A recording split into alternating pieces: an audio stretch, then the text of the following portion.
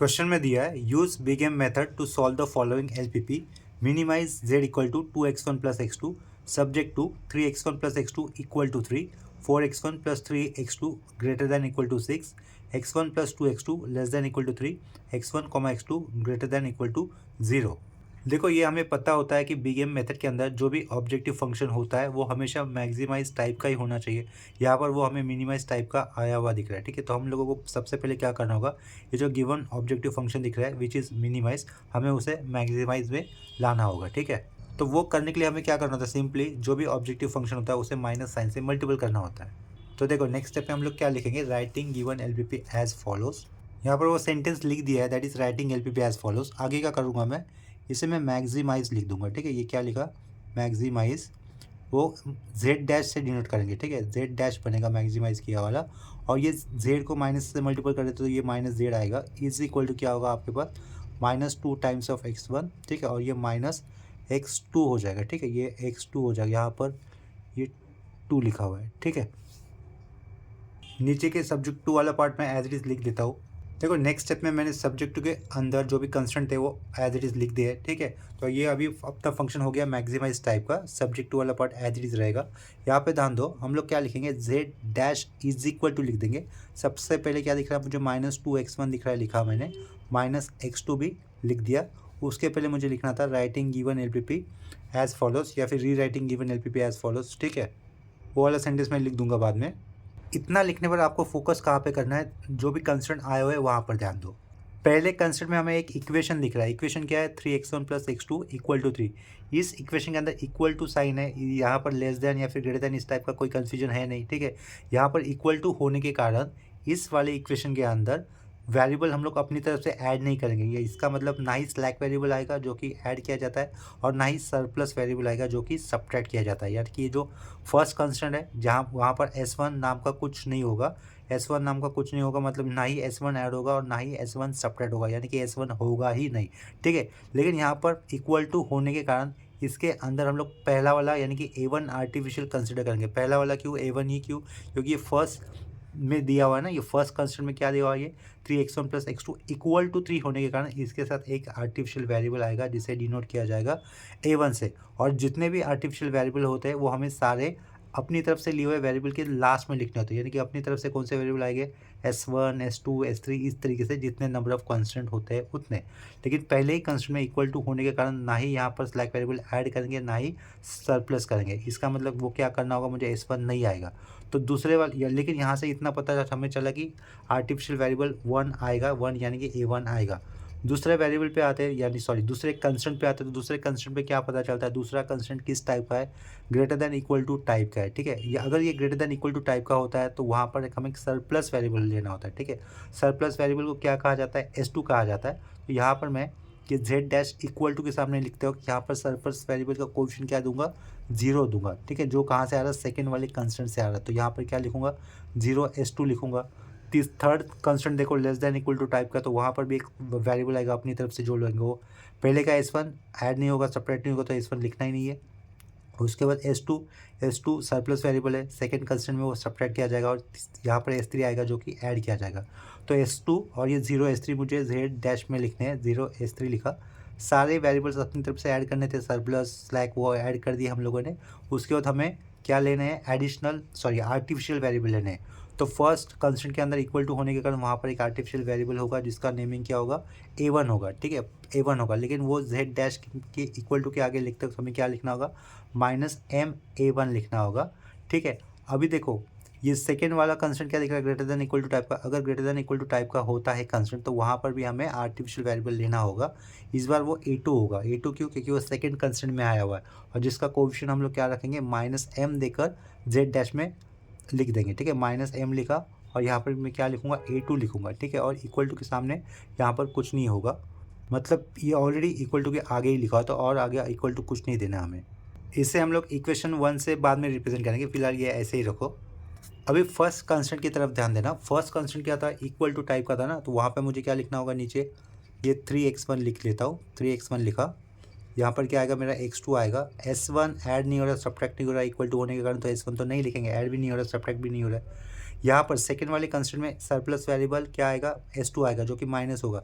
यहाँ पे क्या करोगे फिर आप लोग 0 क्या लिखोगे, 0 S2 0 S3, ठीक है। S3 वाला कहाँ पे ऐड किया जाएगा, थर्ड वाले में ऐड किया जाएगा। तो फर्स्ट कंस्टेंट में कुछ नहीं है ना उनका रोल, तो 0 S2 0 S3 लिखा। लेकिन फर्स्ट कंस्टेंट के अंदर आर्टिफिशियल वेरिएबल A1 आया था, ठीक है, जो कि हमें क्या लिखना है, उसका कोएफिशिएंट 1 देके लिखना है।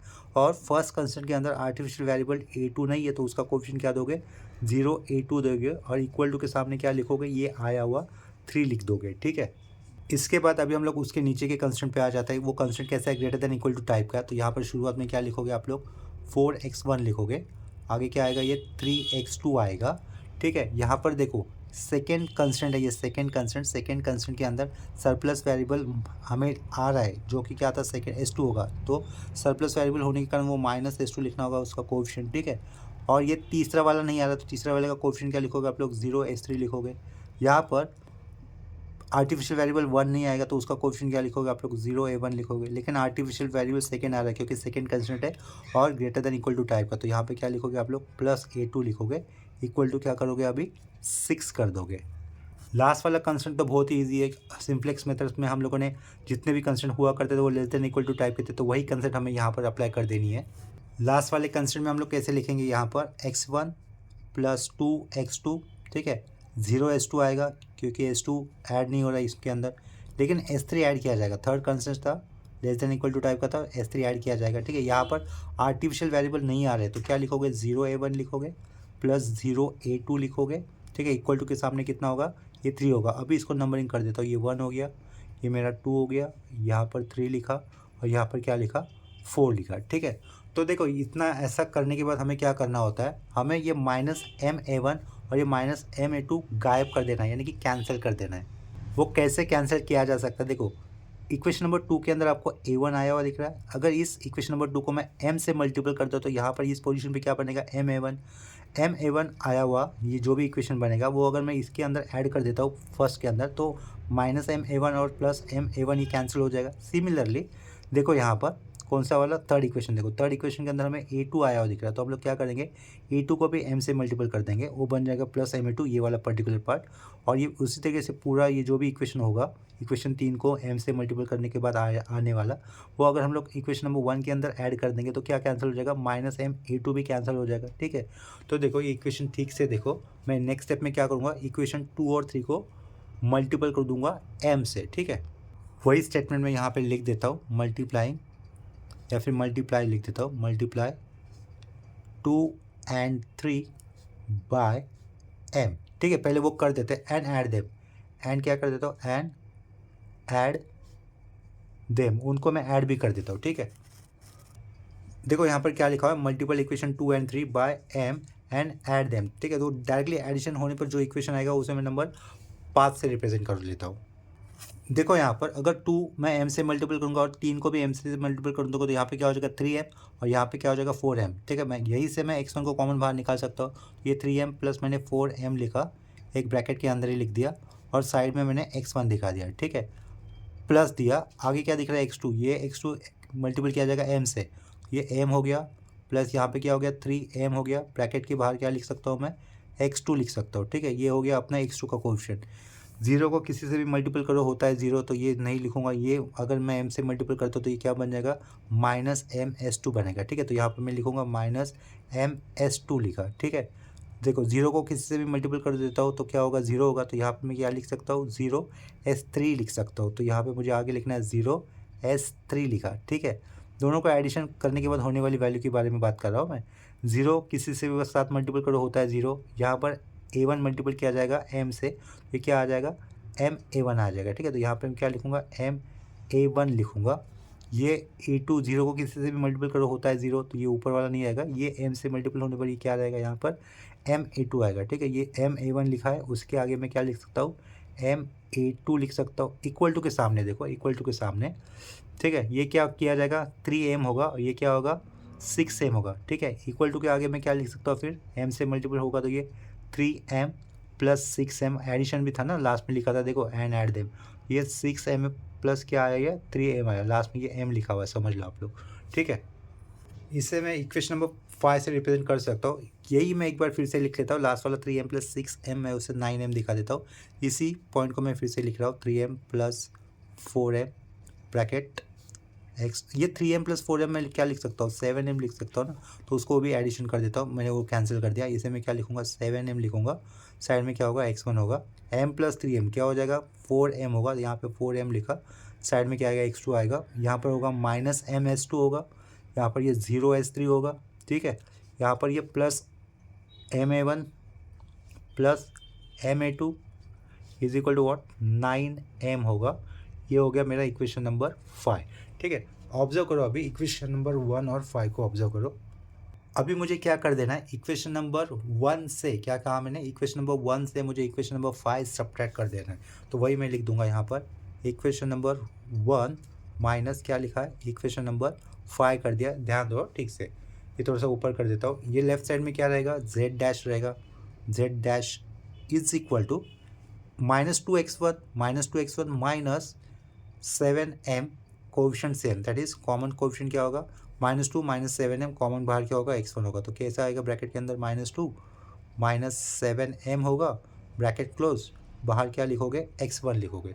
समझा, थोड़ा सा ऊपर कर देता हूँ। यहाँ पे देखो क्या लिखा हुआ, अभी -x2 लिखा हुआ है, यहाँ पर क्या है, -4m है, ठीक है। तो ये प्लस देता हूँ बाहर, ब्रैकेट के अंदर क्या रखा, -1 रखा x2 का कोएफिशिएंट। यहाँ पर x2 का कोएफिशिएंट क्या है, +4m लिख देता हूँ।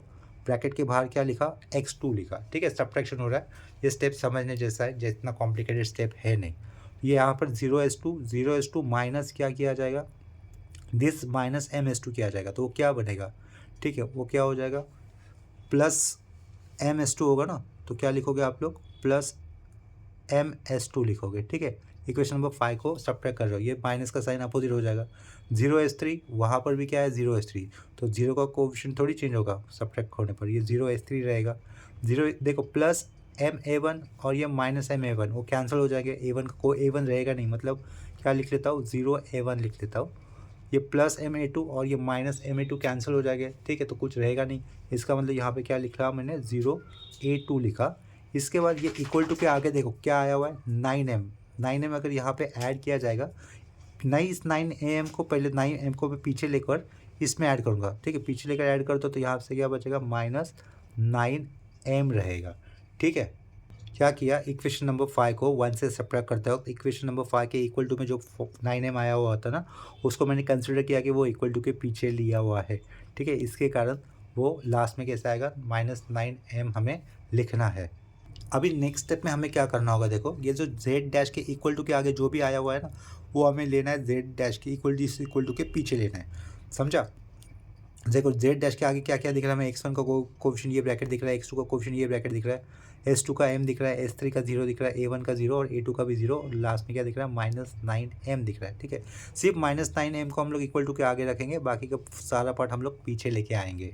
तो वो कैसे हो जाएगा, देखो ये ब्रैकेट पीछे आएगा तो क्या होगा, माइनस हो जाएगा, minus of what, -2 -7m bracket close, यहाँ पर वैल्यू होगी x1। ये प्लस ब्रैकेट पीछे आएगा तो क्या होगा, माइनस और ये माइनस ब्रैकेट के अंदर वाली वैल्यू 4m, यहाँ पे क्या होगा, x2 होगा। पीछे आएगा तो ये -ms2 होगा। 0 पीछे लेके आओ, कोई फ़र्क नहीं पड़ता, 0 का कोएफिशिएंट 0 ही रखना है। ये यहाँ पे मैंने 0 लिखा, तो ये पीछे आएगा तो प्लस ही लिख लेता हूँ, +0 +a1 और ये +0a2 लिखा, इक्वल टू दोगे, माइनस क्या रहेगा, -9m रहेगा इक्वल टू के आगे, ठीक है।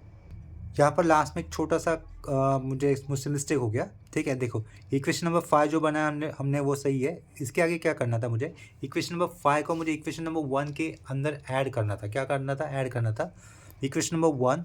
यहाँ पर क्या लिखा, माइनस इक्वेशन नंबर 5 लिखा हो ना, माइनस नहीं होगा, क्या होगा, प्लस करना था मुझे, ठीक है। तो यहाँ पर मैं वो करेक्शन कर लेता हूँ। सिर्फ ये जो लास्ट में लिखा है ना, वो मेरा गलत हो जाएगा। देखो इक्वेशन नंबर 1 में इक्वेशन नंबर 5 ऐड करने पर क्या होगा, ये z' इक्वल टू z' थोड़ा सा नीचे कर लेता हूँ। देखो इक्वेशन नंबर 1 के अंदर हम लोग क्या करें, इक्वेशन नंबर 5 ऐड कर लेते हैं। ये z' यहाँ पर क्या लिखा हुआ है, z' लिखा हुआ है, ठीक है। थोड़ा सा ऊपर कर देता हूँ, स्क्रीन पे आ जाएगा। इज इक्वल टू -2 में अगर मैं ये वाला x1 का कोएफिशिएंट ऐड करता हूँ तो क्या हो जाएगा, +7m हो जाएगा। तो यहाँ पे मुझे ऐड ही करना है, ठीक है, तो +7m करना था। इस -1 में अगर ये मैं ऐड करूँगा 4m, क्या हो जाएगा, -1 + 4m हो जाएगा। तो देखा ये वाला टर्म तो सही लिखा होता, -1 + 4m साइड में x2 कोएफिशिएंट साइड। 0s2 में अगर ये -ms2 ऐड कर लेता हूँ तो क्या होगा, -ms2 होगा ना। तो यहाँ पे क्या साइन होगा, -ms2 होगा, ठीक है। ये डार्क किया है, समझो आप। -0 में अगर ये S2 का ये माइनस है ऐड करूँगा तो क्या होगा, -ms2 होगा। इस S3 में अगर 0s3 ऐड करूँगा तो क्या होगा, 0s3 रहेगा। इस -ma1 में अगर ये +ma1 ऐड करते हो तो क्या होगा, 0। कोएफिशिएंट क्या लिखा फिर, 0a1 रखा। -ma2 में अगर मैं ये वाला +ma2 ऐड करता हूँ तो कितना होगा, 0। तो कोएफिशिएंट कितना लिखा, यहाँ पर दिख रहा है आपको 0a2 लिखा, ठीक है। ये पेन की टिप देखो यहाँ पे आया हुआ है। और इसी के अंदर हम लोगों ने क्या ऐड किया, ये वाला, इसको पीछे लेकर ऐड किया तो वो क्या लिखा मैंने, -9m लिखा, ठीक है। इसके बाद लास्ट वाला लाइन मुझे कैंसिल करना होगा, ठीक है।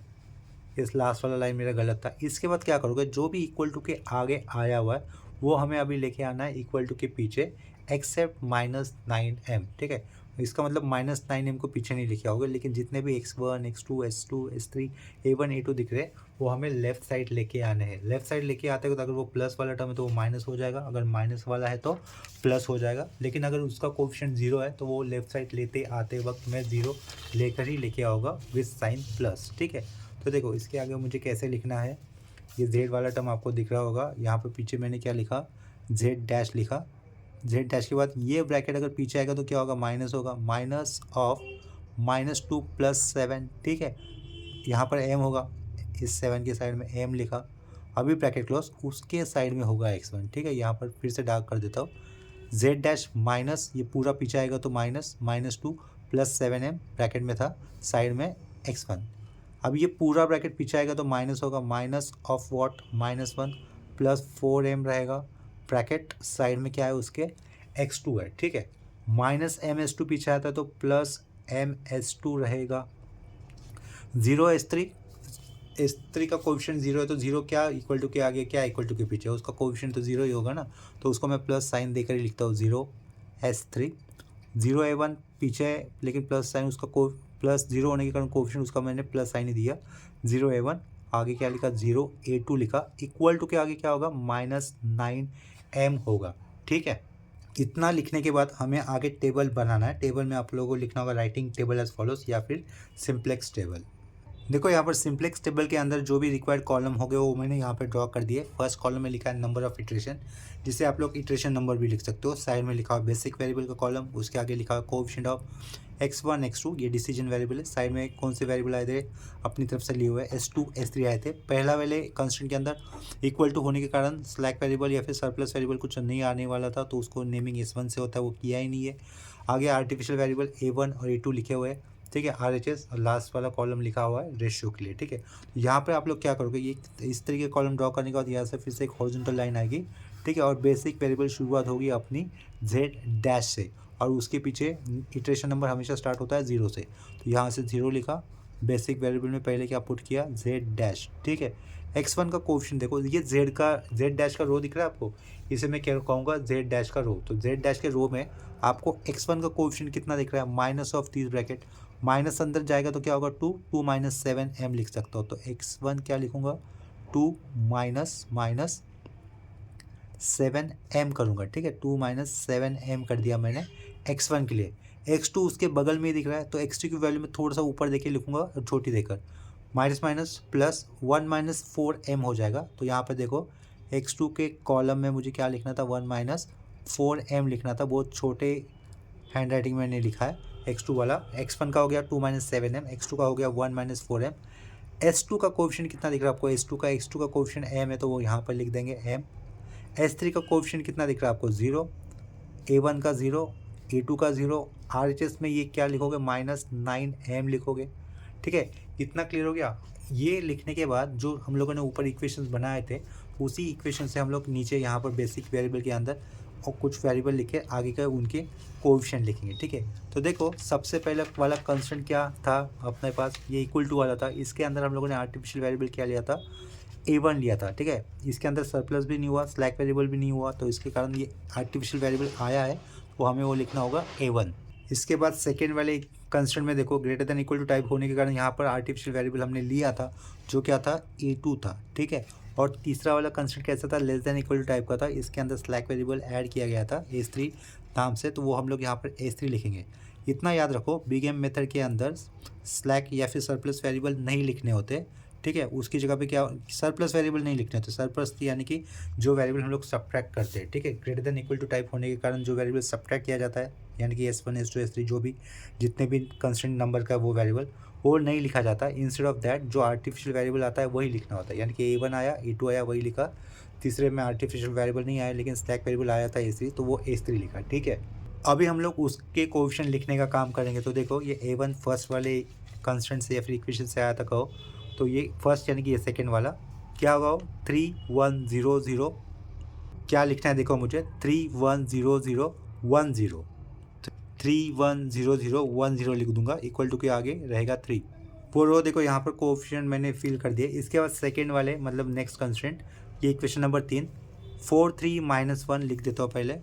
4 3 - 1, उसके आगे 0 था, 4 3 - 1 0 0 1, ठीक है। तो यहाँ पे क्या होगा, 0 1 होगा, और उसके आगे क्या लिखा हुआ है, यहाँ पर 6 लिखा हुआ है, ठीक है। तो यहाँ पर क्या होगा, 6 होगा, ठीक है। लास्ट वाला क्या होगा, 1 2 0 1 1 2 0 1, ठीक है। 1 2 0 1 0 0 3 0 0, यहाँ पे क्या होगा, 3 हो जाएगा।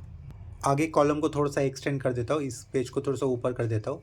देख यहाँ से हम लोगों को हॉरिजॉन्टल लाइन ड्रॉ करनी होगी, ठीक है। सबसे पहले अभी हम लोग क्या मार्क करेंगे, कॉलम मार्क करेंगे। कॉलम मार्क करते वक्त ऐसा नंबर देखना है जेड के अंदर, जेड के रो के अंदर जो सबसे छोटा हो, ठीक है। तो सबसे छोटा कौन सा होगा, फर्स्ट कॉलम वाला होगा। क्यों, क्योंकि m is the largest big positive number. इस बिग पॉजिटिव नंबर के साथ अगर -7 मल्टीपल होगा तो क्या हो जाएगा, वो नंबर ज़्यादा निगेटिव वाला हो जाएगा, ठीक है। तो हम लोग यहाँ से क्या कर देंगे, एक कॉलम मार्क कर देंगे। यहाँ से हम लोगों को कॉलम मार्क करना होता, ठीक है। तो वो कॉलम मार्क कर दिया है। इस कॉलम के अंदर आए हुए हर एक एलिमेंट से उसके RHS के आए हुए हर एक एलिमेंट को मुझे डिवाइड करना है। 3/3 कितना होगा, 1, तो यहाँ पर मुझे लिखना होगा 1। 6/4 कितना हो जाएगा, वो 3/2, तो यहाँ पर लिख देंगे हम लोग 3/2। 3/1 कितना होगा, 3 होगा, ठीक है। तो 1 3/2 और 3 ये रेशो हमें मिले। रेशो से हमें एक एरो लगाना होता है लेफ्ट साइड की तरफ, लेकिन रेशो में लेफ्ट साइड मतलब एरो लगाते वक्त ऐसा पॉजिटिव छोटा नंबर देखना है। पॉजिटिव में छोटा नंबर वो कौन सा है, 1 है, तो वहाँ से एरो लगेगा, ठीक है। तो वहाँ से हम लोग क्या कर देंगे, एक रो मार्क कर देंगे। तो रो देखो यहाँ पे आ रहा है, इस तरीके से रो को ड्रॉ करते वक्त RHS की वैल्यू को नहीं पकड़ना है, ठीक है। RHS की वैल्यू को नहीं लेना होगा। तो यहाँ से बनेगा रो किस साइड के वेरिएबल में आया हुआ है, ये A1 आर्टिफिशियल वेरिएबल के साइड में आया हुआ है। तो यहाँ से क्या कहेंगे हम लोग, A1 लीव्स करेंगे, ठीक है। क्या यहाँ से क्या गया, A1 चला जा रहा है, A1 निकल गया, और A1 जाने के बाद कौन सा आ रहा है, X1 एंटर करेगा, ठीक है। वो कॉलम किस वेरिएबल के नीचे आया हुआ है, X1, तो यहाँ से क्या कहोगे, X1 एंटर कहोगे, और क्या कहोगे, A1 लीव्स हो गया, ठीक है। इतना आया समझ में। ऐसा करने के बाद हमें फिर से आगे के इटरेशन पे जाना होगा। क्यों, क्योंकि यहाँ पर ये क्या लिखा हुआ था, 2 - 7m लिखा हुआ था ना। m की वैल्यू बिग पॉजिटिव नंबर है, तो वो पहले z में हमें नेगेटिव नंबर मिल रहा था, इसका मतलब इसके कारण अपना एक इंटरेशन किया। तो और आगे के नेक्स्ट इंटरेशन पे हमें जाना होगा, तो उसके लिए मुझे कॉलम ये एक्सटेंड करने हैं, तो वो मैंने एक्सटेंड कर दिए थे, ठीक है। तो यहाँ से फिर से एक हॉरिजॉन्टल लाइन लगा देनी है, ये हॉरिजॉन्टल लाइन लगा दी। कॉलम नीचे मैंने पहले जैसे ही एक्सटेंड कर दिया, ठीक है। तो यहाँ पे क्या होगा, Z' होगा अपना। Z' के पीछे क्या होगा, फर्स्ट इटरेशन आएगा, यहाँ पे 1 लिख दिया है, ठीक है। तो देखो कौन सा वाला आर्टिफिशियल वेरिएबल चला जा रहा था, A1, तो A1 जा रहा है, उसकी जगह पे क्या आ रहा है, X1 आ रहा है। तो हमें क्या लिखना होगा, ये Z' लिखने के बाद नीचे पहले X1 लिख देना है, और इस X1 के नीचे हमें A2 और ये S3 वाले वेरिएबल एज इट इज़ लिख देने होंगे, ठीक है। A2 और ये S3 एज इट इज़ लिख दिया। ऐसे टेबल बनाने के बाद अपना काम आसान हो जाता है। अभी ध्यान दो, कौन सा वाला आर्टिफिशियल वेरिएबल चला गया था, A1 चला गया था। इससे पहले हम लोग जैसे टेबल में काम करते थे वही आगे हमें करना है नेक्स्ट इटरेशन पे। देखो ये पहला रो हमें दिख रहा है और ये पहला कॉलम दिख रहा है, इसके अंदर कौन सा एलिमेंट कॉमन आया हुआ दिख रहा है, 3 नंबर का। तो इस 3 की जगह पे हमें लेके आना है 1, ठीक है। तो इस 3 की जगह पे 1 लाने के लिए मुझे क्या करना होगा, इस पूरे रो को किससे डिवाइड करना होगा, 3 से, ठीक है। तो ये 3 अगर 1 से डिवाइड होगा, 3 से डिवाइड होगा, तो यहाँ पे क्या आएगा, 1 आएगा, ठीक है। साइड में क्या होगा, 1/3 होगा, उसके साइड में क्या होगा, 0। 0 को 3 से डिवाइड करो 0, 1 को 3 से डिवाइड करो 1/3, 0 को 3 से डिवाइड करो 0, 3 को 3 से डिवाइड करो कितना आएगा, 1 आएगा, इसके बाद देखो ये जो रो था और ये जो कॉलम था उनके अंदर कॉमन एलिमेंट 3 था, उस जगह पे हम लोगों ने 1 ला दिया है। अभी जहाँ पर 1 ला दिया हम लोगों ने वही वाला 1 यूज़ कर यानी कि x1 का यही वाला 1 यूज़ कर मुझे उसी के कॉलम में 0 ला देना है। क्या कहा? मुझे उसी के कॉलम में 0 ला देना है। तो देखो सबसे आसान हमें यहाँ पर इस 1 की जगह पे 0 लाना हो जाएगा। यहाँ पर कैसे हम लोग 0 ला सकते हैं? यहाँ पर ऑलरेडी 1 है और इधर 0 लाने के लिए यानी कि S3 के ये वाली पोजीशन पे 0 लाने के लिए मुझे क्या करना होगा? x1 का ये वाला 1 यूज़ करना है। तो सीधा-सीधा ऑपरेशन क्या बनेगा अपने पास? S3 का ये वाला 1 माइनस x1 का ये वाला 1 यानी कि ऑपरेशन क्या होगा? S3 माइनस x1 होगा। सिंपल ऑपरेशन क्या हो रहा है? S3 माइनस x1 तो 1 माइनस 1 0 तो वो मुझे यहाँ पे लिखना है, ध्यान दो। 2 माइनस 1/3 क्या? S3 में नेक्स्ट नंबर है 2, लेकिन इस 2 का करस्पॉन्डिंग x1 कितना है? 1/3 तो 2 माइनस 1/3 करोगे। 2 माइनस 1/3 करने पर आपको रिजल्ट मिलेगा, आंसर मिलेगा 5/3। ठीक है, तो यहाँ पर क्या लिखोगे आप लोग? 5/3 लिखोगे। 0 माइनस 0 0 आएगा, 1 माइनस 0 1 आएगा, 0 माइनस 1/3 माइनस 1/3 लिखोगे, 0 माइनस 0 0 लिखोगे। ये 3 माइनस 1 कितना आएगा? यहाँ पे 2 आएगा। ठीक है, इसके बाद हमें ये जो A2 का ये वाला नंबर 4 दिख रहा है ना, इस 4 की जगह पे लेके आना है 0, जिसके लिए हमें यूज़ करना है x1 का ये वाला 1। ठीक है, तो देखो ये नंबर क्या लिखा हुआ है हमने? 4 लिखा हुआ है। इस 4 की जगह पे हमें लेके आना है 0। तो वो कैसे कर सकते हैं हम लोग? यहाँ पे देखो इस तरीके से ऑपरेशन बना रहा हो। 4 कहाँ पे लिखा हुआ है? ये A2 में लिखा हुआ है। तो ये 4 लिखा हुआ है मैंने A2 में। वहाँ पर 4 माइनस 4 कर दो तो काम हो जाएगा, यानी कि इसी A2 के आगे मुझे -4 लगाना है, लेकिन यूज़ क्या करना है? 1 यूज़ करना है। और ये 1 किसका यूज़ करना है? मुझे x1 का यूज़ करना है। तो आपके पास मैथमेटिकल ऑपरेशन होगा A2 minus 4 times of x1। ठीक है, देखो यहाँ पर A2 माइनस 4 टाइम्स ऑफ क्या होगा? x1। x1 कितना है? करस्पॉन्डिंग 1 है। ठीक है, तो यहाँ पर तो 0 हो जाएगा, तो वो मैंने डायरेक्टली लिख दिया। ऑपरेशन क्या बना था?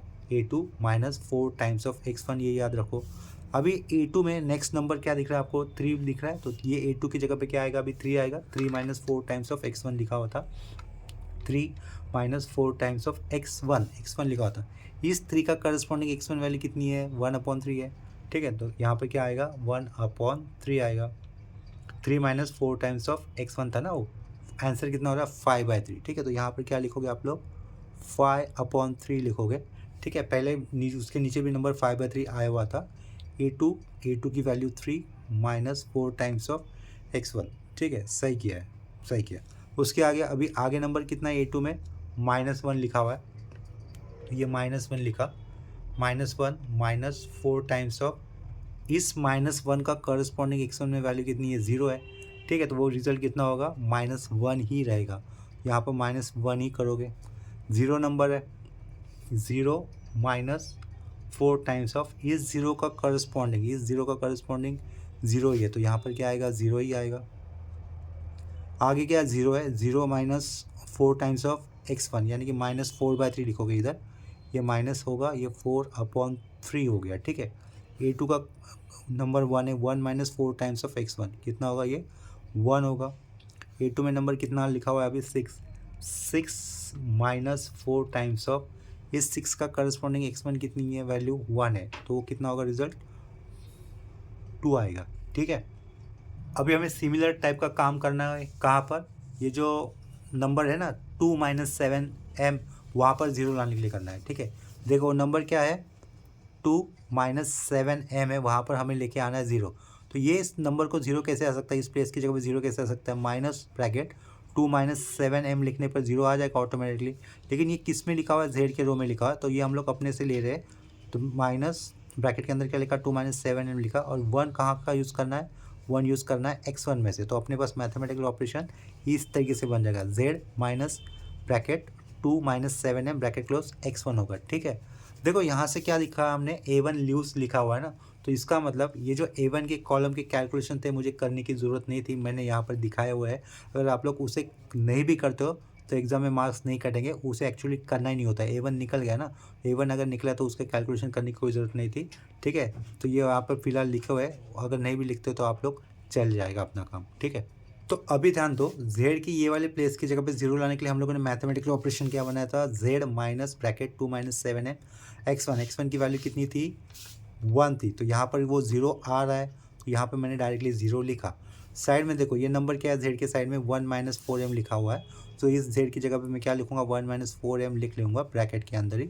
माइनस हम लोग एडिशनली क्या ले रहे थे, माइनस ब्रैकेट के अंदर 2 माइनस 7m ले रहे थे, और 1 माइनस 4m का करस्पॉन्डिंग x1 वैल्यू देखो, 1 माइनस 4m का करस्पॉन्डिंग x1 वैल्यू कितनी है, 1/3 है। तो यहाँ पर क्या लिखोगे, इस x1 की जगह पे 1/3 लिखोगे, तो देखते हैं इसका आंसर कितना आता है। ब्रैकेट ओपन होने पर देखो कैसा होगा, 1 माइनस 4m माइनस 2 के साथ ये बाहर का 1/3 मल्टीपल होता है तो -2/3, माइनस माइनस प्लस 7/3m होगा, ठीक है। तो इधर ध्यान दो, ये 1 माइनस 2/3 करने पर रिजल्ट कितना होगा, 1/3, तो ये नंबर वाला मैंने 1/3 लिखा। -4 प्लस 7/3 है m के साथ, -4 प्लस 7/3 करके देखते कितना होता है वो। -4 प्लस 7/3 रिजल्ट आएगा आपको -5/3 होगा, ठीक है। साइड में m भी लिखा होता है तो यहाँ पे क्या लिखूँगा, -5/3m भी लिखूँगा, ठीक है। वो कहाँ पे लिखना है हमें, यहाँ पर इस 0 के साइड में क्या लिखोगे, 1/3 -5/3m आएगा, ठीक है। उसके बाद z के रो में नंबर क्या लिखा हुआ है, ये m लिखा हुआ है, ठीक है। तो देखो यहाँ पर क्या आएगा, m आएगा, -2 -7m आएगा, इसके साथ m का करस्पॉन्डिंग x1, m का करस्पॉन्डिंग x1 कितना दिख रहा है आपको, 0, तो यहाँ से क्या बचेगा, सिर्फ m बचेगा। ये यहाँ पर कैपिटल M कर देता हूँ इसे, वो तीसरे कॉलम का हिस्सा है इसके कारण उसको कैपिटल M दिखा दिया। आगे z डैश के रो में क्या है, ये 0 नंबर है, ठीक है। तो यहाँ पर क्या होगा, 0 माइनस ब्रैकेट के अंदर 2 माइनस 7m इंटू x1, इस 0 की करस्पॉन्डिंग x1 वैल्यू कितनी है, 0 है, तो यहाँ पे क्या आएगा, 0 ही आएगा। अभी z डैश के रो में क्या है, ये 0 लिखा हुआ है, ठीक है। ये z डैश के रो में 0, यहाँ पर क्या होगा, 0 होगा, 0 minus bracket 2 minus 7m into x1, इस 0 का करस्पॉन्डिंग x1 कितना है, 1/3 है, ठीक है। तो इसको करते हैं कैलकुलेट। देखो यहाँ पर z डैश के रो में अभी ये नंबर क्या है, 0 है, तो ये मैंने 0 लिखा यहाँ पर, minus minus bracket 2 minus 7m लिखना था, ब्रैकेट करस्पॉन्डिंग वैल्यू x1, इस 0 की करस्पॉन्डिंग x1 वैल्यू कितनी दिख रही है आपको, 1/3 दिख रही है, देखो इधर 1/3, तो इधर मुझे क्या लिखना होगा, 1/3 लिखना होगा। तो उसका रिजल्ट देखो कितना आएगा, ये -2 गया अंदर, ये लेकिन इस -2 को ये 1/3 मल्टीपल होगा तो कितना लिखोगा, -2/3 माइनस माइनस प्लस 7/3m होगा, ठीक है। लेकिन अगर ये वैल्यू हम लोग लिखते भी नहीं है तो भी चलेगा, क्यों, क्योंकि वो किस कॉलम के नीचे आ रहा है, ये A1 के नीचे आ रहा है ना, देखो ये वाला वैल्यू, तो A1 के नीचे अगर आता है तो हम लोगों ने लिखा नहीं तो भी चलेगा, ठीक है। तो इसे मैं नहीं, चलो आया तो लिख देता हूँ, ये वैल्यू निकाला है ना, -2/3 प्लस 7/3m, लेकिन इतना याद रखो A1 लूज़ हो चुका है तो उसे लिखने की कोई ज़रूरत नहीं थी। A1 के नीचे हुए कॉलम के नंबर की ज़रूरत नहीं थी, A1 कॉलम के नीचे हुए मतलब फर्स्ट इटरेशन में A1 लूज़ बोला गया है ना इधर से, तो ये नीचे के A1 के नंबर लिखने की ज़रूरत नहीं थी, तो उसको मैं पेंसिल से ऐसा शेड कर लेता हूँ। यहाँ पर लिखा हुआ है गलती से, लेकिन आप लोग करो मत, क्योंकि आपका टाइम बचेगा ना, बेवजह ये कैलकुलेशन करने की कोई ज़रूरत नहीं थी, तो इसको मैंने एक कॉलम से शेडेड कर दिया, ठीक है। यहाँ पर ये गलती से हो गया अभी अपने से कैलकुलेट, लेकिन नेक्स्ट टाइम से आप लोग याद रखा करना कि अगर जो आर्टिफिशियल वेरिएबल चला जा रहा है तो उसको नेक्स्ट इटरेशन में कैलकुलेट नहीं करना है, ठीक है, टाइम बचेगा इससे अपना। जेड डैश के रो में नेक्स्ट नंबर लास्ट का क्या दिख रहा है हमें, 0 दिख रहा है, 0 minus bracket 2 minus 7m into इस 0 का करस्पॉन्डिंग x1 कितना है, 0 ही है, ठीक है। तो इसका मतलब यहाँ पे क्या होगा, 0 हो जाएगा, ठीक है। अभी आगे ध्यान दो, जेड डैश के RHS में क्या लिखा है, -9m, यहाँ पर -9m होगा, माइनस ब्रैकेट 2 माइनस 7m होगा, ब्रैकेट क्लोज, इनटू यहाँ पर x1 की वैल्यू, इस 9m का करस्पॉन्डिंग x1 कितना है आपको दिख रहा है, 1 दिख रहा है, ठीक है। तो यहाँ पर 1 लगा देंगे, तो ये ब्रैकेट ही ओपन करना है हमें जस्ट, -9m माइनस माइनस क्या हो जाएगा, ये -2 हो जाएगा, यहाँ पर ये 7m हो जाएगा, ठीक है। तो -9m प्लस 7m कितना होगा, -2m होगा, उसके पहले वाला ये -2, वैल्यू क्या होगी, -2m होगी, ठीक है। तो हम लोग यहाँ पे लिख देंगे RHS वाले पार्ट में सिर्फ ये RHS के में क्या लिखेंगे, -2m लिख देंगे, यहाँ पर वो उस कॉलम को कंटिन्यू कर दिया, ठीक है। अभी ध्यान दो, हमें फिर से सेम काम करना है आगे। m क्या होता है, बिग पॉजिटिव नंबर होता है, ठीक है। तो यहाँ से कौन सा कॉलम आपको सेलेक्ट करना होगा, ऐसा कॉलम सेलेक्ट करना है जहाँ पर z की वैल्यू कैसी होगी, नेगेटिव होगी, ठीक है। यहाँ पर नीचे हॉरिजॉन्टल लाइन लगा दी, तो वो कॉलम कौन सा होगा जहाँ पर z की वैल्यू नेगेटिव होगी, ये वाला number m is the big positive number, जिसके साथ -5 माइनस साइन आ गया था तो ये नेगेटिव हो जाएगा, ठीक है। तो यहाँ से हो जाएगा अपना एरो, तो वहाँ से आप लोग क्या कर दोगे, एक कॉलम लगा दोगे, कॉलम इस तरीके से लगेगा, समझ में आया? यहाँ से कॉलम लगेगा, वो कॉलम लगने के बाद इस कॉलम के अंदर जो भी एलिमेंट्स आए हुए हैं, नंबर आए हुए हैं, उससे हम लोग उसकी राइट साइड में जो नंबर आया हुआ है उसको डिवाइड करेंगे। इसका मतलब this one will get divided by 1/3, answer will be 3, यानी कि या फिर ratio will be 3। 2 divided by 5/3, ठीक है, वो कितना हो जाएगा फिर 6/5 हो जाएगा। तो यहाँ पे हम लोग मार्क कर देंगे रेशियो 6/5, ठीक है। नेक्स्ट स्टेप में फिर से हमें सेम रेशियो आता हुआ समझ दिखाई दे रहा है, 2 डिवाइडेड बाय 5/3 यानी कितना होगा 6/5। तो हमें क्या करना होता है, छोटा रेशियो लेना होता है पॉजिटिव वाला। तो 6/5 करने पर 1.2 आएगा आंसर, लेकिन यहाँ पर दो रेशियो दिख रहे हैं, दो एरो तो मार्क नहीं कर सकते, लेकिन दोनों में से फिर प्रेफरेंस किसको दोगे, जहाँ पर आर्टिफिशियल वेरिएबल आया है उसको दोगे, यानी कि हम लोग एरो यहाँ पे लगा देंगे, ठीक है। रेशियो दोनों के सेम है, कहाँ पे आएगा फिर, जहाँ पर A2 या आर्टिफिशियल वेरिएबल आया है वहाँ से हमें रो बनाना होगा। रो बनाते वक्त आर्टिफिशियल की वैल्यू को नहीं लेना है, ठीक है। तो यहाँ से बनेगा अपना रो, देखो इधर से, ठीक है, इधर से बनेगा रो, आरएचएस की वैल्यू को नहीं पकड़ना है। नेक्स्ट स्टेप में हमें इटरेशन करने हो गया नहीं करने हो गए, देखो सबसे लोवेस्ट नंबर हम लोगों ने मार्क किया था ना जेड डैश में, जो क्या था 1/3 - 5/3 m था। तो इसके कारण हमें नेक्स्ट इटरेशन परफॉर्म करना होगा। ये जो रो हम लोगों ने किसके साइड में बनाया, A2 आर्टिफिशियल वेरिएबल के साइड में बनाया ना, तो हम लोग यहाँ से क्या बोलेंगे, A2 लीव्स बोलेंगे। और ये कॉलम्स कहाँ पर आया हुआ है, किस वेरिएबल के नीचे आया हुआ है, ये कॉलम देखो, पेज को अगर थोड़ा सा नीचे स्क्रॉल करता हो तो x2 कॉलम के नीचे आया हुआ, तो हम लोग यहाँ से क्या कह सकते हैं, x2 एंटर कह सकते हैं, समझे। x2 एंटर हो रहा है और ये A2 लीव्स हो रहा है, ठीक है। उसके आगे हमें फिर से कॉलम इसी तरीके बना लेने हैं। ये फर्स्ट लाइन मैंने ड्रॉ कर दी हॉरिजॉन्टल लाइन, यहाँ से होगा ये मेरा वर्टिकल लाइन, ठीक है। ये कॉलम में बना देता हूँ पहले। अभी यहाँ पर ध्यान दो, हमें A2 वाला काम नहीं करना होगा, क्योंकि A2 के अंदर जो भी कैलकुलेशन हो गया हमें नहीं करना है। क्यों नहीं करना है, क्योंकि A2 लूज़ हो रहा है। और A1 भी नहीं करेंगे अगर भले नीचे आता हो तो, क्यों, क्योंकि A1 तो पहले ही चला गया था, ठीक है। यहाँ पर भी नहीं करना चाहिए था, लेकिन हो गया, अभी कोई प्रॉब्लम नहीं। देखो यहाँ पर क्या लिखोगे, Z डैश लिखोगे, सेकेंड इटरेशन आ रहा है तो 2 लिखा। इस Z डैश के नीचे हमें क्या लिखना है, ये x1 लिखना होगा, x1 लिखा, A2 चला जा रहा है, ठीक है। और उसकी जगह पे क्या आ रहा है, x2 आ रहा है, तो हमें यहाँ पर लिखना है x2, नीचे का S3 will be as it is. ये जो रो था और ये जो कॉलम है उनके अंदर कौन सा नंबर कॉमन दिख रहा है हमें, 5/3। तो इस 5/3 की जगह पे हमें क्या लेके आना है, 1 लेके आना है। 1 लेके आने के लिए क्या करोगे हम लोग, इस रो को 3/5 से मल्टीपल करोगे। तो 0 को 3/5 से मल्टीपल करने पर आएगा रिजल्ट 0, ये हो जाएगा आपका 1। -1 को 3/5 से मल्टीपल करने पर रिजल्ट कितना होगा, -3/5 होगा। 0 को किसी से भी मल्टीपल करो होता है 0। ये लिखा, इसका कोई मतलब नहीं है, क्योंकि ये A1 का पार्ट था, A1 नहीं था। ये A2 का लिखा हुआ था, A2 भी नहीं आ रहा, तो इसको मल्टीपल करो ही नहीं, उसकी जगह पे आप लोग डैश लिख सकते हो, ठीक है। तो यहाँ पे मैंने डैश लिखा, यहाँ पर डैश कर दिया, ठीक है। इस 2/3 को हम लोग मल्टीपल करेंगे 3/5 से, तो कितना होगा, 6/5 हो जाएगा। तो इसको यहाँ पर मैंने 6/5 लिख दिया, ठीक है। यहाँ पर डैश क्यों किया, ये कॉलम किसका था, A1 का था, ये कॉलम A2 का था, और A2 तो निकला है, ठीक है। तो यहाँ पर डैश ही कर दो। अभी जहाँ पर x2 में हम लोगों ने 1 ला दिया है, वो वाला 1 यूज़ कर हमें उसी के कॉलम में 0 लाना है। सिमिलर पिछले इटरेशन में जैसे कंसेप्ट, मतलब जो अप्लाई किया था वही कंसेप्ट हमें इस वाली इटरेशन में, इस वाली इटरेशन टेबल में भी करनी है। क्या कहा, x2 के रो में जहाँ पर 1 हमने लाया था, वही वाला 1 यूज़ कर उसी के कॉलम में हमें क्या लाना है, 0 लाना है।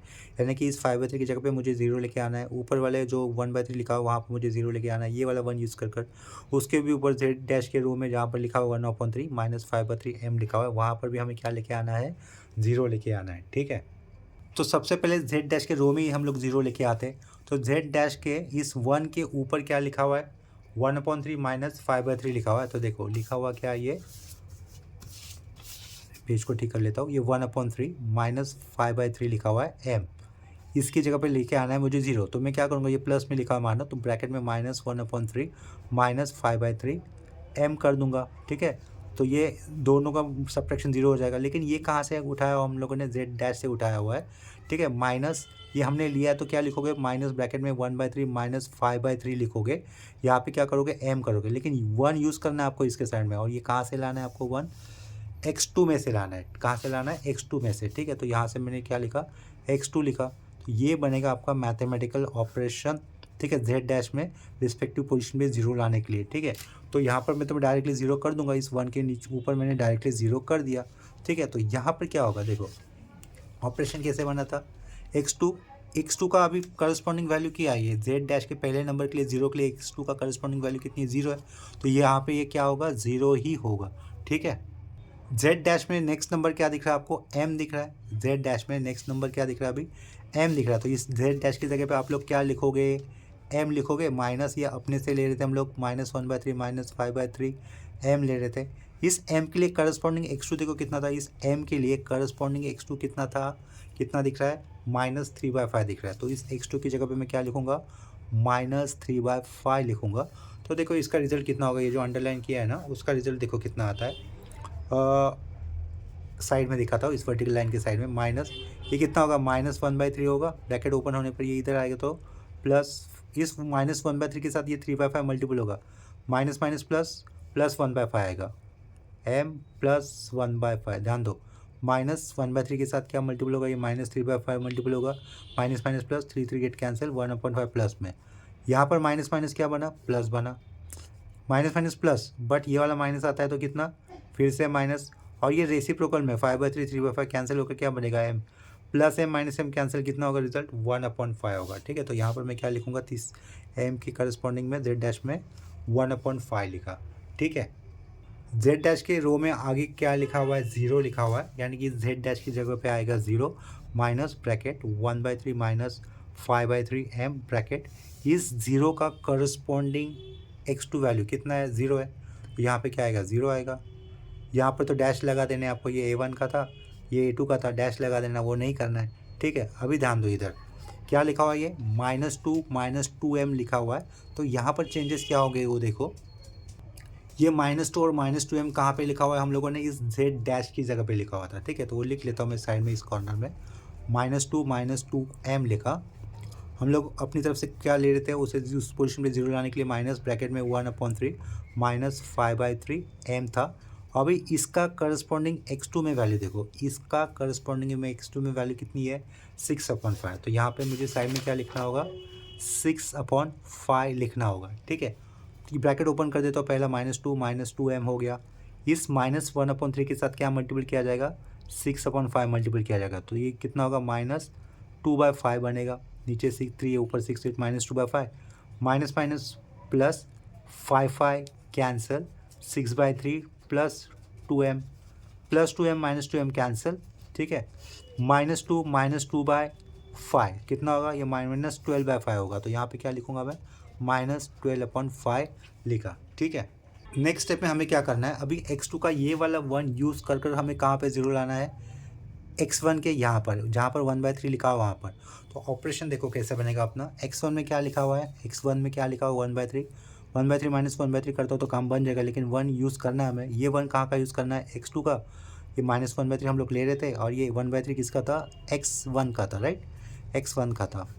तो अपना मैथमेटिकल ऑपरेशन इस तरीके से होगा, ये है x1, इधर 0 ला रहे तो x1 -1/3 इंटू x2, समझे, 1/3 की जगह पे 0 लाना है, 1/3 लिखा, -1/3 यूज़ करना है मुझे, ये 1, तो ऑपरेशन होगा आपके पास x1 -1/3 x2 होगा। ठीक है, तो ये याद रखो, और ये कैलसी से यही यूज़ करेंगे हम लोग। तो x1 में पहला नंबर क्या लिखा हुआ है, ये 1, तो 1 माइनस क्या करोगे, 1/3 करोगे, 1/3 कर दिया, /3 इंटू करस्पॉन्डिंग, इस 1 का करस्पॉन्डिंग x1 x2 कितना, 0, तो यहाँ पे कितना होगा, 1 ही रहेगा।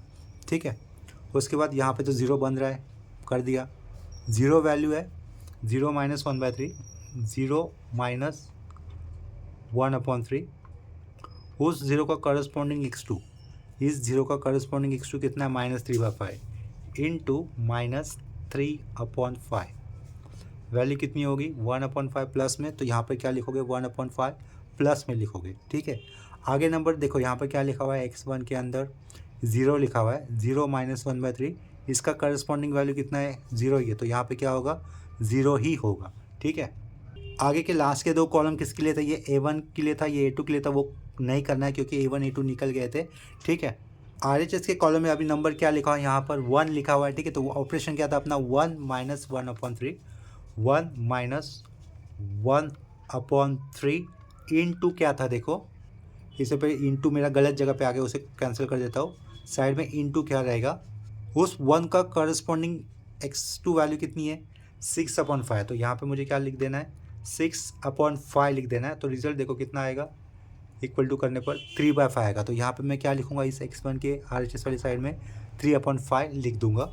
सिमिलरली अभी हमें कहाँ पे जीरो लाना है, इस 5/3 की जगह पे जीरो लाना है। कौन सा वाला एक 1 यूज़ कर ये x2 का ये वाला 1 यूज़ कर हमें इस 5/3 की जगह पे जीरो लेके आना है, ठीक है। वो देखो वहाँ पर क्या लिखा हुआ है 5/3, इस 5/3 की जगह पे हमें जीरो लाना है। तो मैं पहले तो क्या कर सकता हूँ 5/3 माइनस 5/3 कर दिया, जीरो बनेगा इधर, लेकिन 1 तो यूज़ करना है। ये 1 हम लोग कहाँ का यूज़ कर रहे हैं x2 का, माइनस 5/3 हम लोग अपने से ले रहे थे, और ये 5/3 कहाँ का था S3 का था, ठीक है। तो इस तरीके से अपना होगा मैथमेटिकल ऑपरेशन। देखो 5/3 कहाँ का था S3 का था, तो S3 का लिखा, माइनस 5/3 करता तो काम बन जाता, तो माइनस 5/3 लिखा, लेकिन 1 भी यूज़ करना था। 1 कहाँ से यूज़ करे थे हम लोग, x2 का यूज़ कर रहे थे, ठीक है, x2 का यूज़ कर रहे थे। तो इस तरीके से होगा mathematical operation, S3 minus 5/3 x2 होगा, याद रखो ये S3 माइनस 5/3 x2, ठीक है। तो यहाँ पर तो जीरो हो रहा है, तो वो जीरो मैं डायरेक्टली लिख लेता हूँ। इधर जीरो है, इधर भी जीरो है, तो इधर भी डायरेक्टली जीरो हो जाएगा, ठीक है। S3 में नेक्स्ट नंबर क्या लिखा हुआ है, S3 में नेक्स्ट नंबर लिखा हुआ है जीरो माइनस क्या बन रहा था ऑपरेशन 5/3 लिखा। अभी इसका करस्पॉन्डिंग, ठीक है, नेक्स्ट नंबर देखो यहाँ पर जीरो था, x2 का करस्पॉन्डिंग नंबर कितना है -3/5। तो यहाँ पे क्या करूँगा -3/5 कर दूंगा, और रिजल्ट कितना होगा 1 होगा। यहाँ पर क्या लिख देंगे हम लोग 1 लिख देंगे, ठीक है। नेक्स्ट देखो आगे, अभी यहाँ पर नंबर क्या लिखा है 1 लिखा हुआ है, 1 माइनस 5/3 तो करना होगा, 1 माइनस 5/3 किया, इसका करस्पॉन्डिंग x2 वैल्यू जीरो है, तो यहाँ से क्या होगा 1 होगा। आगे के दो कॉलम नहीं कैलकुलेट करने हैं, क्योंकि ये A1 और E2 के कॉलम थे जो कि लीव्स हो चुके थे। अभी देखो RHS में S3 के RHS में वैल्यू कितनी दिख रही है हमें, ये 2 दिख रही है। तो 2 माइनस ऑपरेशन कैसा होगा 5/3, 2 माइनस 5/3, और इस 2 का करस्पॉन्डिंग x2 वैल्यू है 6/5, ठीक है। तो वो सब्स्टिट्यूट कर दूंगा 6/5। तो रिजल्ट कितना हो रहा है 0, तो यहाँ पर हम लोग क्या लिख देंगे 0 लिख देंगे, ठीक है।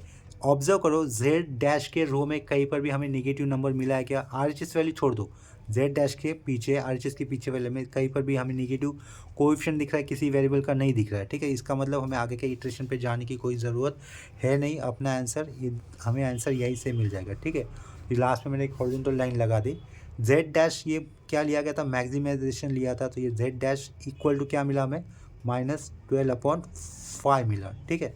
z डैश मतलब मैक्सिमाइजली होल्ड कर रहा था। x1 वैल्यू कितनी होगी यहाँ पर, x1 होगी 3/5 होगी, x2 वैल्यू कितनी होगी, x2 वैल्यू 6/5 होगी। z डैश मैक्सिमाइज डिनोट कर रहा, तो ये z क्या होगा, इसका मतलब इसको माइनस से मल्टीपल करने पर हो जाएगा, वो कितना होगा 12/5 आएगा, ठीक है। और ये z किसके लिए स्टैंड कर रहा था, मिनिमाइजेशन के लिए स्टैंड कर रहा था। तो हम लोग ऐसे कोने में क्या लिख सकते हैं z मीन लिख सकते हैं, यानी कि मिनिमाइजेशन का। तो x1 की वैल्यू 3/5 और x2 की वैल्यू 6/5, और z मिनिमम वैल्यू कितनी होगी 12/5। तो अगर हम लोग चाहते तो इसे क्रॉस चेक कर सकते हैं, x1 की वैल्यू 3/5, x2 की वैल्यू 6/5, तब z कितना मिल रहा है 12/5। क्रॉस चेक कर लेते हैं इसे, अगर वो सही होगा तो इसका मतलब अपना आंसर सही है। देखो अपना क्वेश्चन इस तरीके से था, 2x1 प्लस x2 था, ठीक है। 2x1 कितना है 3/5, 2 इंटू 3/5 ये x1 हो गया, प्लस x2 लिखा हुआ है, प्लस x2 है 6/5, 6/5 वैल्यू कितनी होगी 12/5। हमें z मिनिमम कितना मिला 12/5 मिला, इसका मतलब अपना आंसर राइट है। यहाँ पर अपना बिग एम मेथड के ऊपर दो प्रॉब्लम हो चुके हैं। बिग एम मेथड थोड़ा सा आपको कॉम्प्लिकेटेड लगेगा शुरुआत में, लेकिन एक बार ये आपको टेबल बनाने का काम आ गया, इक्वल टू होने पर कैसे लिखा जाता है, ठीक है, लेस दैन इक्वल टू या फिर greater than equal to type के चेंजेस, रिक्वायर्ड चेंजेस कहाँ पर करने होते हैं वो समझो। मैक्सिमाइजेशन का ही होता है बिग मेथड, हमेशा मिनिमाइज़ का नहीं होता, मिनिमाइज़ देने पर उसे मैक्सिमाइज में कन्वर्ट करना होता है, ठीक है। एक जगह पे मुझसे भी यहाँ से मिस्टेक हो गया था, तो उसको आप लोग ठीक से ऑब्जर्व करो। सेम टाइप के मतलब स्टेप आपको हर बार करने होते हैं सेम कंसेप्ट के ऊपर, ठीक है। तो उसके लिए ज़्यादा प्रैक्टिस के सम करो, इसका मतलब आपका कंसेप्ट और भी स्ट्रांग हो जाएगा। अगर किसी जगह पे कन्फ्यूजन लगता होगा तो उस वाले पॉइंट पे आप लोग वीडियोस को बहुत स्लो कर दो और उसको ऑब्जर्व करो क्या लिखा है या फिर क्या कह रहा हो, वो वाला पॉइंट आपका क्लियर हो जाएगा जहाँ पर कन्फ्यूजन हो रहा है। फिर से कहूँगा कि बिग एम मेथड लर्न करने के लिए आपको सिंप्लेक्स मेथड अच्छी तरीके से आना चाहिए, या फिर सिंप्लेक्स मेथड का बेसिक एटलीस्ट पता होना चाहिए। आपने इस चैनल पे सिंप्लेक्स मेथड के पूरा प्लेलिस्ट बना दिया है 4-5 प्रॉब्लम के साथ, उसे भी लर्न कर दिया तो आपका सिंप्लेक्स मेथड क्लियर हो जाएगा exam point of view. Videos अगर आपको अच्छे लग रहे हैं तो इसको लाइक कर दो, अगर हेल्पफुल लग रहे हो तो इसको अपने फ्रेंड के साथ भी शेयर कर देना, ठीक है। और कमेंट सेक्शन में इन्फॉर्म कर दो कि आप लोग कहाँ से हो, किस यूनिवर्सिटी से हो। तो अभी के लिए ये लेक्चर हम लोग यहीं पे स्टॉप करते हैं, मिलते हैं नेक्स्ट लेक्चर में, तब तक के लिए बाय एंड टेक केयर।